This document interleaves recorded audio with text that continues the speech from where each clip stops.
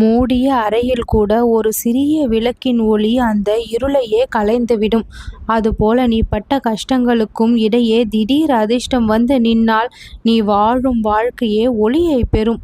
இந்த அதிர்ஷ்டத்தை இப்பொழுது சாய்பாபா நான் உனக்காக அனுப்புகின்ற நேரம். உன்னுடைய உள்ளம் தயாராக இருக்க வேண்டும். மனதில் நம்பிக்கை பூண்டு இருப்பவன்தான் அதிர்ஷ்டத்தை வரவேற்கக்கூடிய தகுதியை பெறுகின்றான்.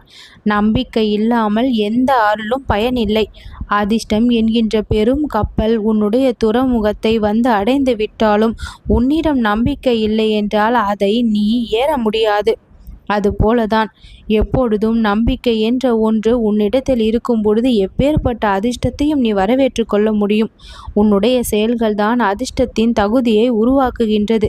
திடீர் அதிர்ஷ்டம் என்பது வானிலிருந்து விழக்கூடிய மகத்தான பரிசு என்று சிலர் நினைக்கலாம். ஆனால் உண்மையில் நீ நாள்தோறும் சுத்தமான நெறியில் நடந்ததற்கும் நன்னெறியில் வாழ்ந்ததற்கும் கிடைக்கும் பரிசாகத்தான் இந்த அதிர்ஷ்டம் உன்னை தேடி வரப்போகின்றது. இது சாய்பாபாவினுடைய வாக்கு. என்னுடைய வழி செய்தி இது. என்னுடைய வார்த்தைகள் எதுவும் வீணாகாது. நான் சொன்னால் நிச்சயம் நிகழும்.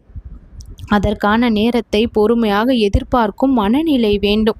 அந்த மனநிலை தான் அதிர்ஷ்டம் வரும்பொழுது அதை கையில் அடக்கக்கூடிய திறமையாக நிற்கின்றது. வாழ்க்கை உன்னை சோதித்திருக்கும். ஆனால் அந்த சோதனைக்கு பிறகு வருவது சோதனைக்கான வெற்றி பரிசு. இழப்பின் பின் வரும் அதிர்ஷ்டம்தான் வாழ்க்கையின் மாபெரும் திருப்பு முனையாக இருக்கும்.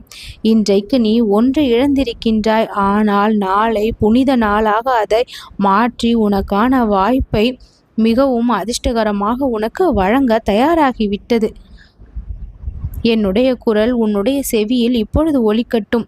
இன்று நீ செய்யும் சிறு நேர ஜெபமும் புனித எண்ணங்களும் எளிய உதவிகளும் நாளை உனக்கு திருப்பி அளிக்கக்கூடிய அதிர்ஷ்டங்களாக மாறும். ஒரு கணம் போதும் உன்னுடைய வாழ்க்கை மாறுவதற்கு. ஒரு சில நேரங்கள், ஒரு நிமிடம் போதும் வாழ்க்கையின் எல்லா துக்கங்களையும் மாற்ற. அதற்கான தருணத்தை பாபா நான் வாழ்வில் உனக்காக சொருகுகின்றேன். அந்த தருணம் இப்பொழுது உன்னுடைய வாழ்க்கையில் தவிர்க்க முடியாத திருப்பமாக உன் பக்கம் வந்து நிற்கின்றது. நீ எண்ணாத போது, நீ எதிர்பாராத வழியில், நீ வேண்டியதை விட சிறந்ததை கொண்டு அந்த அதிர்ஷ்டம் உன்னுடைய வாயிலில் நுழையும். அதுதான் சாய்பாபாவினுடைய வசதி. ஒரு கதவை மூடினால் இன்னொரு பக்கத்தில் அரண்மனை கதவையே திறக்கக்கூடியவன் நான் என்பதை தெரிந்து கொள்ளுங்கள். இந்த வாக்கை கேட்கும் பாக்கியத்தை உனக்கு நான் தந்திருக்கின்றேன். பொக்கிஷமாக தந்திருக்கின்றேன். அதனை ஆழமாக உள்வாங்கிக்கொள்.